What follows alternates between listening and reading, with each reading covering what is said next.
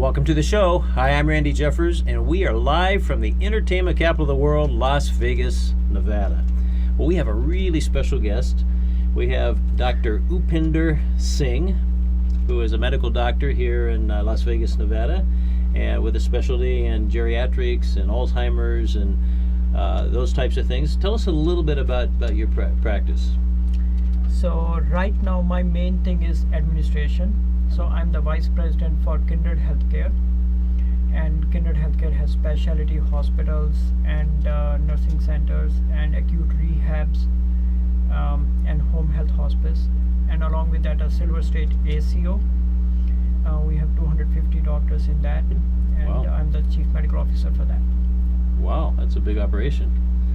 So let's just sort of jump right in here, and I want to, because it's such a fascinating subject, this whole area of aging and anti-aging, and I have a vested interest because I have an 8-year-old and I'm 64 years old, so I want to live to be at least 140 so I can see my grandkids. But Nothing wrong with that.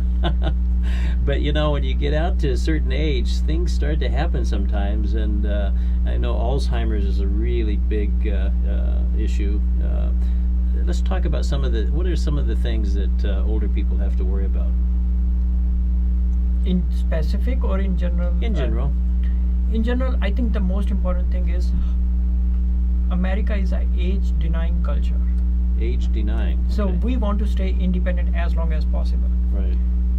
With age, there will be certain limitations that are placed on a person, which will restrict your independence, and nobody likes that. Mm-hmm. Right from the age of 16 years of age, I want my own driver's license. I don't want to listen to my parents. I want to be on my own. Nobody tells me what to do. That's right. So that fear that I'm going to lose control, I'm going to be dependent on somebody, that is the thing that most of the older adults worry about. Yeah, I can see that. I guess it's at any age, huh? That's At any age, and it starts to become much more pronounced as we get a little bit older. as it starts to go. Yeah. And of course, one of the things that is really a worry to a lot of people are, what happens if I get something like Alzheimer's or one of the mind debilitating diseases? How big is Alzheimer's? How many people have that? Alzheimer's is a real concern for everyone. There is no one who is immune that they will not get Alzheimer's. Does not matter what race, gender, bias you are. The biggest risk factor for getting Alzheimer's is age. So if you're going to live long enough, there are higher chances that you probably can get Alzheimer's. So right around 65 years of age, 5% of the population has Alzheimer's. 5%. At Wow. 65 years of age. Uh-huh. But if you get to 85, Mm-hmm. 50% of the people have Alzheimer's. My goodness. But if you get to 90, does it It corresponding grows, the same? keeps on getting more and more. So it will get to 60 and something like that. But like people say that, so should everybody get it? No. There are many people, a big percentage of people who don't get Alzheimer's, even at the age of 100. Good. Well, there's hope for me then. Definitely, we all keep hoping that. What are the things that people should do so that they don't have those kind of issues? Or is there a way to prevent it if you're it's So- just going to happen to some people? No, absolutely, you're right. We cannot do anything with the age. That is something which will come whether you want it or you don't want it. There will be another candle on your birthday cake every single year. So Mhm. we can't fix that. We can't fix our parents, our Right. biological parents. Yeah. So if you have a first degree relative with Alzheimer's, you have a 2 to 3 times higher chances of getting Alzheimer's. Wow. But other things we definitely can control. So we need to make sure that we control our risk factors like blood pressure, diabetes. We should not smoke. We should not drink too much. We should keep the brain active. So if we keep the brain active, it opens up new connections in the brain. So even if few of the connections die, there are many other connections which will carry us through. So we need to regularly exercise the brain to keep it active. You know, it's interesting. I've noticed a lot of people that I've known throughout my life that get to retirement age. You know, they're active. They have a high level job. Their brain is obviously working well. They retire, and then in just a couple of short years, they pass away. There must be something happening with when they aren't using their brain the way that they were. Absolutely. You know, God has designed a wonderful human being, and there's a purpose to every organ and all Yeah. that. When we stop using those, all of a sudden things start to fail. Yeah. People who are in high executive positions and all that, there have been studies done which showed that if you had less than 8th grade education versus who have college Mhm. degrees, people who have college degrees, they have onset of Alzheimer's much later Oh. as compared to people who have no less than 8th grade education. So Yeah. these are the two groups they compared. So people who are in executive positions, there is a very good chance that they had higher education and all that. So they may see the onset of Alzheimer's later in age. But when they start to show symptoms, that means they have exhausted their reserves. Their drop is much faster. So Yeah. normal like the Alzheimer's curve is like if they're going down like this, Uh-huh. they will be like this and go down faster. Wow. So eventually they catch up. At some Eventually point. everyone catches up. My goodness. Well, I guess so. Staying active and reading and maybe keep working, huh? Is Absolutely. probably a good thing. So, but I advise my patients is start doing new things. So Learning. if you're brushing, as simple as like you brush your teeth with right Uh-huh. hand. Are you righty or a lefty? I'm a right hand. So from tomorrow onwards, if you're worried about it, Uh-huh. start using left hand to brush your teeth. Okay. So I might it- miss something though. But- That's okay. Okay. Then you can go back and do it with the right hand too. Okay. So if you're taking this road to your home every single day, Uh-huh. once a week, try a different route. It may be a couple of miles longer, but Mhm. it keeps you, makes the brain think. Yeah. Every day you should write something. Every day you should read something. Yeah. Do Sudoku, do crossword puzzles. It keeps the brain active, and chances are we can put off Alzheimer's for a much later day. You know, it's interesting you say that because I've done that all my life. I try never to go 2 days the same way. Oh, when I'm perfect. driving and always reading things and getting involved in things that are new, and so that's You're fine. yeah. I think maybe I'll be all right for another year or two, huh? You will be on this show for another 50 years. You will get to your 140-year goal. Well, you mentioned that God made our bodies in a special way, and let's touch on that because I notice you have a little bit of a headgear on that is a little different than mine. Tell us about the turban. You got it right. Many people don't even know what to call this. Yeah. So you're already so special. You are one of the 3 to 5% of the Americans who know something about it. I am from the Sikh faith. Hmm. Sikh means a student. A student. Okay. Literal translation means a student. So Now that's spelled S-I-K-H. S-I-K-H. S-I-K-H. Uh-huh. So it originated in India, Uh-huh. northwest part of India, and Guru Nanak was the first founder. So he founded it in around 1469. That time India was divided into many different social statuses.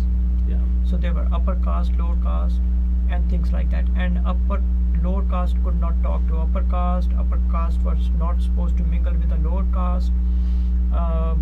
So there was lot of discrimination based on where you were born, which family you were born in, Mhm. and what your occupation was, and all that. Guru Nanak said that we're all children of the same God. Actually, all religions say that, but he literally meant it, and I can give you examples. So he said that if we are all children of the same God, father or mother, whosoever that God is, they love their children equally. Parents don't discriminate between kids. So we should not be differentiating between each other. So here we have long hair. I never cut my hair. I have a long beard. I just put a bobby pin here. I roll really? it. Oh. I roll it. Put Oh, a I bobby see that. pin. Yeah. And I tie a bun on my head, and then I tie a turban. So you have never cut your hair Never cut my in hair. your whole life. So we believe that hair are gift of God. That's how I take it. Hair are gift from God. Right. And if I love someone, and if that person I love gives me a gift, I will cherish that gift. Right. So you have a wife, you have a girlfriend, anybody you like, and if they gift you something, you hold that dear to you. So same thing is for me, that I hold gift from the God and I cherish it. So, and but if you look at it, how I take it is that if you look at Jesus, the pictures we see and all that, Sure. he has long hair. Right. Moses had long hair. Prophet Muhammad had long hair. Lord Buddha had long hair. All Hindu gods have long hair. Brahma had long hair and everything. So the way I see it is, there's something spiritual about hair. And to keep hair in a neat and tidy place, we tie a turban. Yeah. So this turban is considered a spiritual crown for the Sikhs. I see. It is not a fashion statement or anything like that. 98-99% of the people in America whom you see wearing a turban are probably Sikhs. Right. So it's a spiritual crown for us. Now I see different colors though. A lot of people, That's where we get into the fashion. Okay. So I match it to my tie. Oh, so you have a lot of different colors. I have 25 different colors. Oh, wow. But everybody has a different preference or something. Color does not mean anything. Okay. Color has no meaning to it. Every single color was given by God. So Now some are higher than others. Some stand up taller. It seems like. meaning that's the When way they tie wrap, the turban. when they wrap it in different ways. So everybody has a different way of wrapping a turban. Oh, okay. So mine is about 5 meters yard, Wow. 5 meters long, and Uh-huh. that's what I tie every single day. Some people tie 10 meters. So obviously, depending on the length of the fabric, it will be a little bigger, taller, smaller, things like that. So you always go out in public with a turban on. Actually, what turban means is, when I say it's a spiritual crown, that means that we are acknowledging that there's a higher power above you. Okay. There's a higher power above you. So I'm going to go back to the similarities. That's what I believe in. That if you look at Pope, how we see Pope is always with his head covered. Right? Always. Jews go to the synagogue and they cover their head. Yes. Muslims go to the mosque and they cover their head. Right. Hindus wear turbans on the most important day of their life when they go get married and stuff. So we all cover our head. Sikhs believe that God is there every single day, every single place, every single moment. It is so I cover my head every single day, every single minute, and everything. It is not only when you go to a place of worship on Sunday.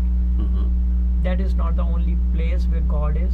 God is everywhere. So you live out your faith We live out of always. faith. So, and the other reason for wearing this turban is, it's a reminder to other people that if you need any kind of help, you can go to the guy with the turban. he will do whatever in his power to help you. Very interesting. Now, how many Sikhs are there in the world, would you say? There are about 25 to 27 million Sikhs in the world. And how many in India? I will say 20 some million in India. So most of them are in India. 20 Okay. million. Mhm. So if you look at just pure numbers, being 27 million, it makes the fifth biggest religion just by numbers. Not many people know it. Yeah. Hardly anybody knows about Sikhs.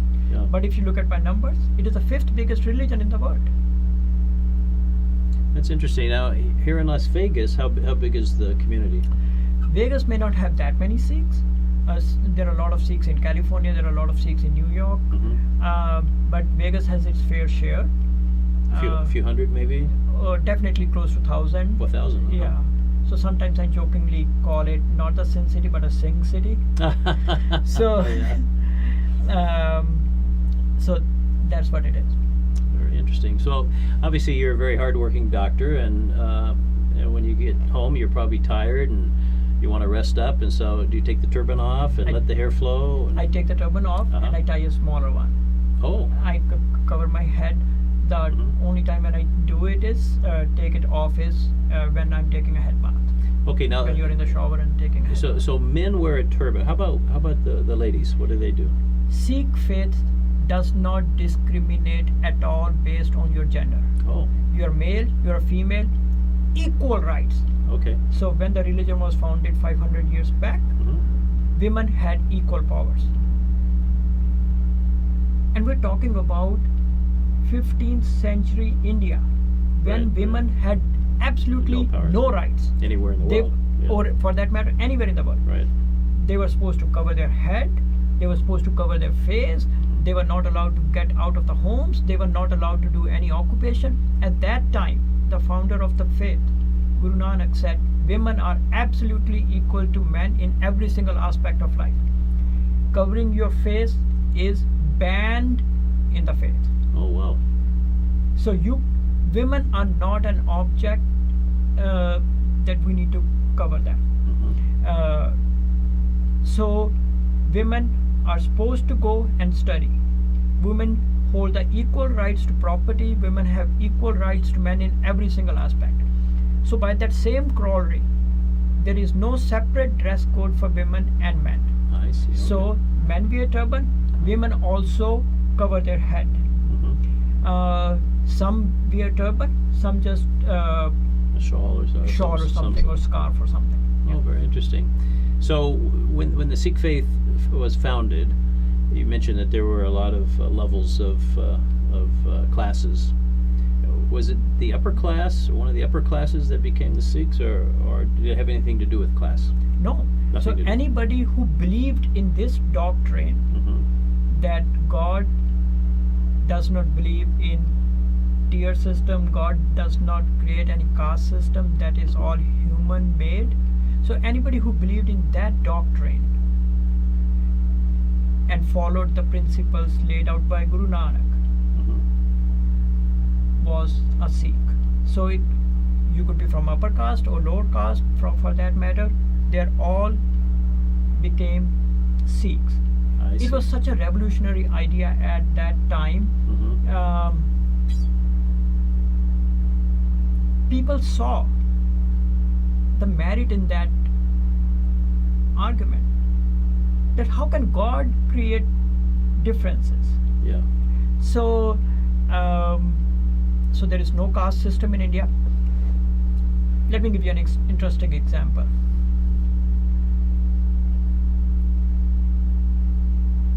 From the last name, Mm-hmm. many times I can tell what is your religion. Oh. In Indian last names, I'm much better, but in putting it in American concept, so Rosenberg, Right. You can tell. you can tell Uh-huh. most likely from the Jewish faith. Yes. Smith, most likely from the Christian faith. Yes.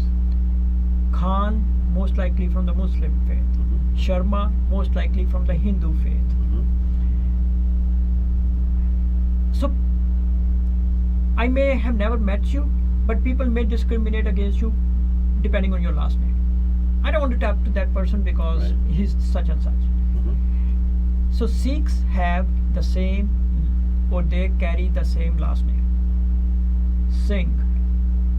Really? Some people use it as a middle name or as the last name, but So everyone born into the Sikh faith are Singh somehow. supposed to have Singh as a last name. for real? Oh wow. So so there is a principle behind it. Uh-huh. First thing is, now you cannot tell what caste level Yeah. you were born in. Right. So you're Singh. I don't Right. know whether you're upper caste, lower Right. caste. Right. Secondly, We're all brothers, right? We we're have all the brothers. Same name. So that is where I was going. Yeah. So if we all say that we have one father, Mhm. children of the same father all have the same last name, Now, what does Singh mean? What's right? it So trans- if they have the same, Uh-huh. so one father, all the children of that same father right. have the same last name, right? Right. So we say that. Singh means a lion. A lion. Yes, Singh means a lion. It was to, at that time, to instill a sense of bravery in people, because many of them were oppressed or things like that. So this was to instill a sense of pride, bravery, self-esteem in them. Very interesting. Women have the last name, or supposed to have the last name as Kaur, Kaur. Kaur means a prince, Mm. not a princess, prince. So the founders, Guru Nanak, they believed that they are equal to men. Mhm. So they're all princes. Everybody's a prince. Everybody's a Everyone's prince. Oh, very interesting. So So when Guru Nanak and the founders started this particular faith, what faith did they come out of? Guru Nanak was born in Hindu family. Okay. His parents were Hindu. Uh-huh. But Guru Nanak strongly believed that he never converted anybody, did not ask anybody or anything. It is written in our holy scriptures that if you are a Christian, be a good Christian, Mhm. you will meet God. You are a Hindu, be a good Hindu, you will meet God, or whatever your purpose is. You don't have to adopt my faith or my way to be one with the Lord. Mhm. So there are many different ways which lead you to the Lord, and Mhm. you can take your own path. My path is not the only way to be one with the Lord. Yeah, I think that's pretty common amongst most of the religions, except for Christianity, of course, which there's one way. So they sort of differ from that. But I'm not an expert on Yeah. other religions, so well, yeah, it's really interesting. How does so the Hindu faith and the Sikh faith, how do they differ in terms of the way you worship and maybe do you have, is it a temple? What do you call the house of worship? so Hindus call it a mandir, Sikhs call it a gurudwara. A gurdwara. Gurudwara. Gurdwara. Okay. So Hindus believe that, but how they worship, and again, I'm not an expert, so please don't take it wrong. Generally, they will have idols Uh-huh. placed in temples, and they personify that as God, image of God, and Mhm. that's how they pray to. Sikhs believe that God is not born, God never takes birth, God never dies, God doesn't have a shape, form, gender, or anything. It's a spirit. So- So it's a power, it's an energy, it's Uh-huh. that. When I don't know whether God is a male or a female, whether God is old, white, whether God has muscles, what, I don't know. So, so we believe that God is formless, Mhm. never takes birth, never dies. But lot of cultures and all those things, they are very close to each other. Hindus and Sikhs, culturally very same. Very sick. Yeah. Now, how about prayer? How does prayer enter into the Sikh faith?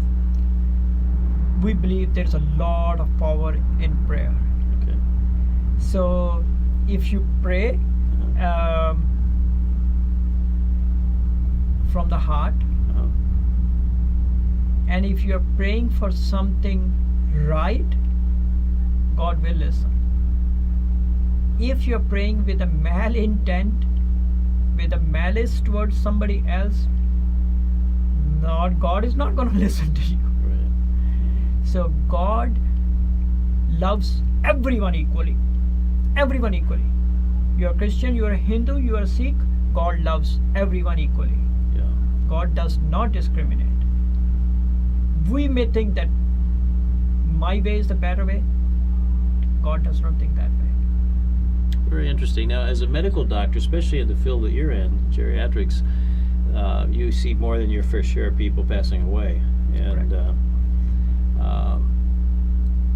do you have some do you use prayer in your sometimes when you're dealing with a patient? Definitely, whatever gives hope Mm-hmm. to a person, whatever their belief system is, or even if they're an atheist, whatever gives them strength, whatever is an anchor to them, Yeah. we use that. Very good. Well, that's excellent. Prayer and faith can move mountains. Yeah. I have seen prayers being effective when all the medications have failed. So you have some real life examples of prayer actually working. In different ways, shapes, Uh-huh. or form. Uh-huh. Definitely. Interesting. Do you have a success story that you could talk about? You can remember? Not offhand like that, but it may not cure your cancer, but it can give you the power to deal with it and to control your pain and all that.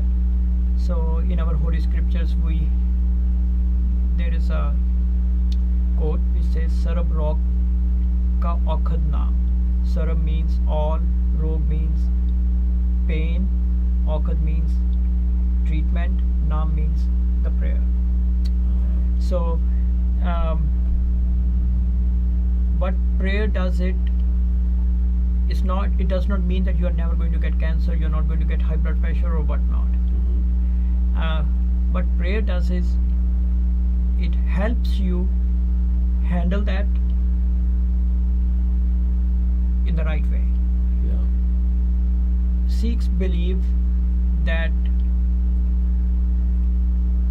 we need to be thankful to God every single time, every single moment. Mhm. If we get cancer, does not mean that we start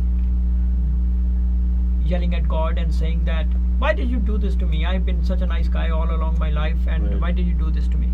That has got nothing to do with it. Mhm. So person will get what they will get. They will go through the normal course of life, and things will come and happen, but it gives you the strength and the power to deal with it. That's so fascinating.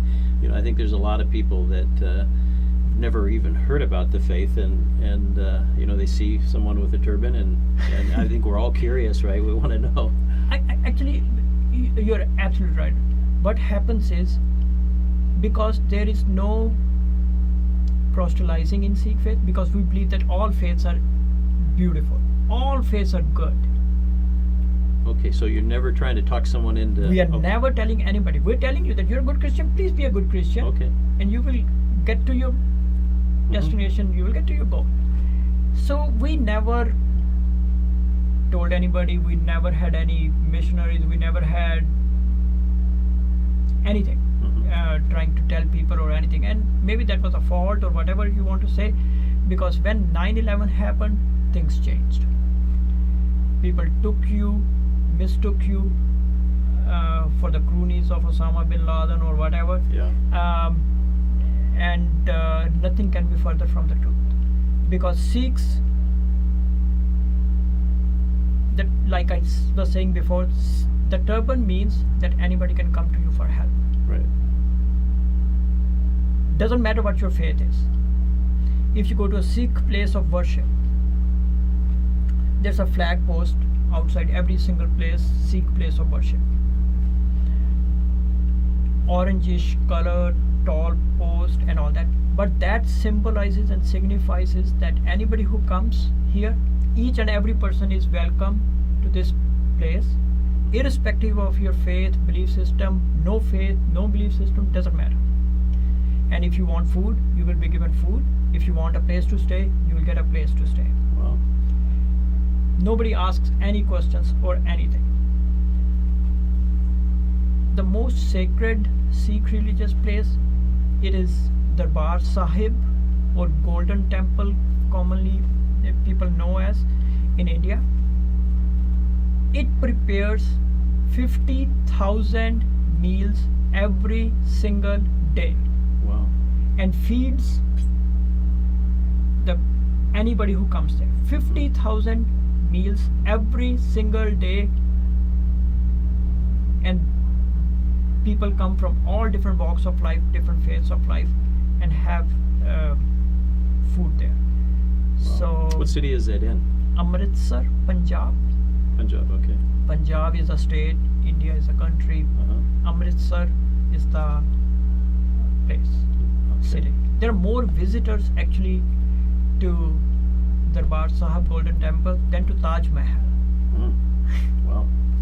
People know more Taj Mahal but there are more visitors actually to this place. Wow.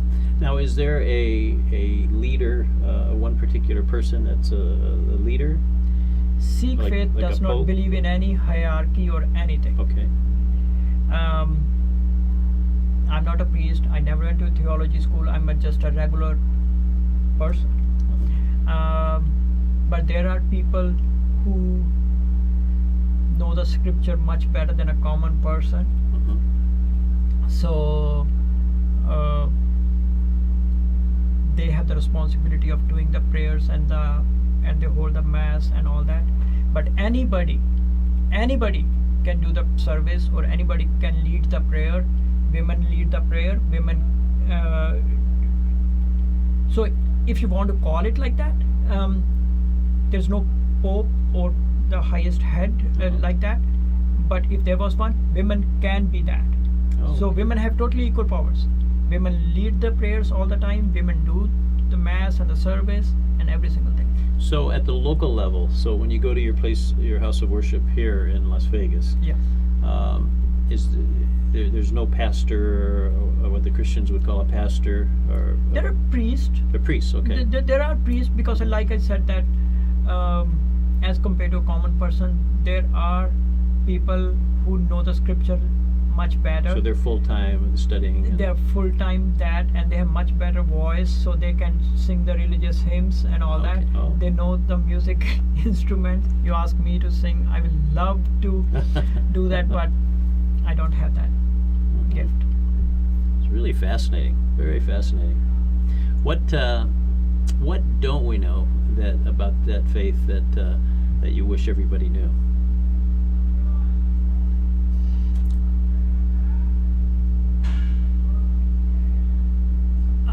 Not anything in particular, because we believe that every faith is good if practiced according to its teachings and all that. But Sikhs are the most loving and most non-judgmental people you will find. So there's a reason why I wear a turban. There's a reason why I don't cut my hair. And sometimes people mistake it for a different thing. Mhm. And so I have a 10-year-old son, so he doesn't cut his hair. He wears a bun. He cannot tie the turban, so he ties it a little different. Mhm. So sometimes people will bully or something.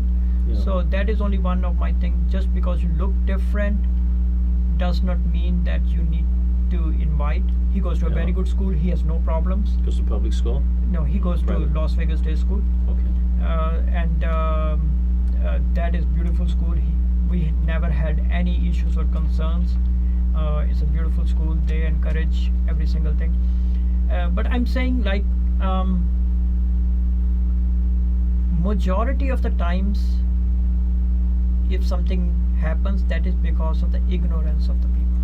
Right. Once you get to know a Sikh, you will become their fan. Yeah. Well, I certainly am. All the Sikhs that I know, I am. They're fun. Big fans. They are fun living. Sikhs are not supposed to drink, smoke, Mhm. things like that. Right. Their family. Sikhs believe that you should be in the family system. Mhm. So we believe that. Now, how about as medical things come along? For instance, they say now that 1 glass of red wine a day is good for you. Does that change anything? Or? So depends on whom you ask. Okay. We used to think that there is a lot of research in all those things. Yeah. People think that if you drink and all that, that is a good thing. But now more and more research is showing that even 1 glass of wine Oh. may not be good, Okay. because alcohol can lead to breast cancer also. Really? People did not know these things before. As And science, men as well? men as well. Okay. So, so at younger age you may be able to drink 3-4 glasses, and Mhm. person says 3-4 drinks don't bother me. Right. When you get to an older age, even 1 drink may cause you to fall and have car accidents and things like that. There is something called alcoholic dementia. Yeah. So people who have been drinking, they get dementia. Another form of dementia, not Alzheimer's, but similar features. Right. Well, it's better to be safe than sorry, right? Better to be safe than sorry. But if Absolutely. this is something you enjoy, you enjoy. What I do is, I don't drink alcohol, wine, anything. I eat grapes. There you go. So- Go right to the root source. Go right to the root source. How about caffeine? There is no restriction on caffeine or anything. Okay. Sikhs believe that everything came from God. Mhm. So the only thing which is restricted in the faith is if it is going to have a negative effect on your brain. So like alcohol will make you numb or make you act different, and you can lose control of your senses. Mhm. So that is why alcohol is not good. Similarly, drugs. Mhm.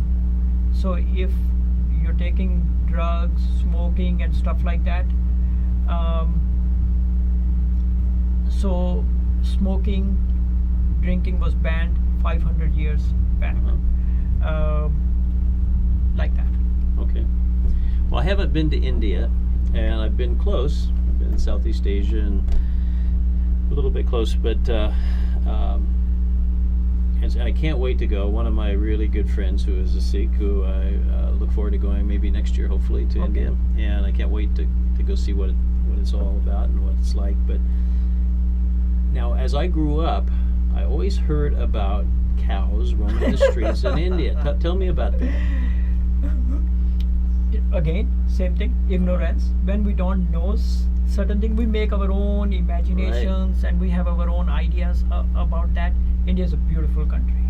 Not bad. God has blessed it with lot of beauty and every single thing. Every few miles, 50 miles, you go, the landscape changes and every Mhm. single thing.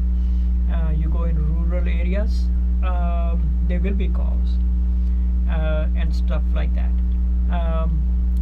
So when I go in a car and my son is with us, and Mhm. if we are going through a long trip and we see a rural area, Mhm. and there are cows in America on a rural area, I show him. Mhm. So it's a little more common in India, little less common in India, and less common here. But cows have a right to stay and live and whatever. So, but cows are not roaming around the streets or anything. Okay. Now, do the Indian people eat the cow meat, or? So Hindus and Sikhs generally don't eat beef. No red meat. Generally don't eat beef. beef, okay. So the pig, the other animals are okay, lamb and pig? Depending on a personal choice. Okay. So there are many people who are majority vegetarian. They don't eat any meat, Mhm. but some people do eat all different meats. Are there sins in this faith? Things that are really prohibited that you would call a sin? Let's say. So the few sins are that if you look at other person's property and other person's wife or kids Mhm. in a negative way, Mhm. so that is totally prohibited. Okay. The other prohibition is to do drugs and drink alcohol. To harm your body. Very fascinating. That's really Because you want to be in control of your senses. sure. Because if we stay in control of our senses, there is much more likely chance that I will not hurt anybody, that Mhm. I will not be mean to anybody. Yeah. When we lose control of our senses, that is when I am mean or bad or whatnot to others. How about now? As I understand, India is a relatively peaceful country. It is a very peaceful country. There are probably some areas on certain borders because it's a very large country, right? Yeah. But I'm sure there's skirmishes and things that happen. But have the Sikhs ever been involved in any kind of war? Sikhs have never fought a war Never. for property or anything. Okay. Sikhs are very brave. They have a martial aspect in them. Mhm. Sikhs are less than 2% of the Indian population. Less than 2%. Less than 2% of Wow. the Indian population, but they constitute around 10% of the Indian army. Wow. They are very brave. They are not. That is how they are born Mhm. to fight for the oppressed and the weak. Mhm. They are not afraid of anything. They are very, very patriotic, and lot of them go into Indian armed forces, army. They form a big part of that. So much so, in Canada there are a lot of Sikhs. Yeah. The defense minister of Canada is a Sikh. Really? Wow. Well, I'm assuming they're scattered all over the world, but They're like but potatoes. They're small numbers. They're like potatoes. They're in every country of the world. Pretty So- much like everybody, right? Just like everyone. Everybody's all over the The world. world is shrinking.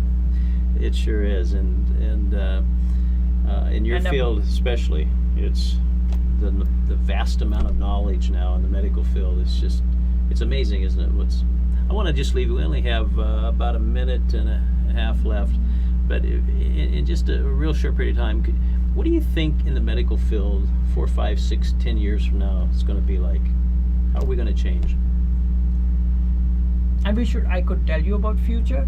I don't have that crystal ball, but science is progressing at a very, very fast pace. There are Yeah. a lot of work being done. I'm pretty sure the treatments and cures and options for what we thought we will never be able to cure or fix, Mhm. 10 years back we were able to do that. Yeah. And I'm pretty sure the things we think are deadly today, we will have very good solutions for them. 20 years back when I went into medical school, so AIDS and HIV were considered big taboo, and Yeah. we did not have any treatments and cures. Now people with AIDS and HIV live full life. So my passion is Alzheimer's, so I certainly hope that we have much better options for Alzheimer's. Alzheimer's is going to be a very, very major problem for America. It is going to be the costliest disease in America. Wow, that is a big statement. It is going to be the costliest disease. That's amazing. Well, Dr. Singh, it's just been such a pleasure having you here. I think we could talk for hours and never cover all the things we want to talk about. But maybe we can have you on again sometime and Sure. talk about some of these things more in specific detail. But thanks for coming. It's been I just love fabulous. being here. Thank you for having me here. Absolutely. Thanks so much for watching. We'll see you next week, same time. Bye bye, everybody.